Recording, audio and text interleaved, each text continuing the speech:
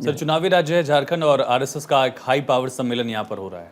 क्या विधानसभा चुनाव में भाजपा की संभावनाएं इससे बढ़ पाएंगी? देखो, भाजपा की संभावना अभी तो थोड़ा डिम थी कुछ दिनों पहले तक तो, लेकिन अब जो बम्बई का घटनाक्रम कल हुआ है, नया मोराल बूस्टर हुआ है बीजेपी के लिए, और मतलब उनके लिए जो डीमोरलाइजिंग हुआ है इंडिया गठबंधन के लिए, तो हो सकता है झारखंड में भाजपा वापस आ जाए। लेकिन अभी ग्राउंड पे जो सिचुएशन है पिछली, वो 10 सीटों में 5 ट्राइबल बेल्ट में आई नहीं, 5 आ गई। ट्राइबल बेल्ट जान है वहाँ की, उसमें भाजपा बेस्ट एफर्ट करके भी कुछ बड़ा नहीं कर पाई वहाँ पे जो है। इसी बीच में सोरेन वापस आ गए। अब और घर में उसका कोई झगड़ा नहीं हुआ ऐसा 2-4 महीने और जो है तो वो उसका इम्पैक्ट पड़ेगा सोरेन का। और जिसे कहना चाहिए कि चुनाव भी जल्दी हो सकते हैं, 30 सितंबर तक जम्मू के चुनाव होने हैं।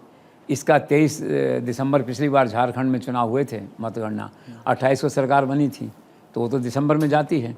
लेकिन हो सकता है कुछ और राज्यों के साथ झारखंड में भी चुनाव जल्दी हो जाएं एक तरह से। तो चुनाव के इस माहौल में आरएसएस की बड़ी बैठक हो रही है।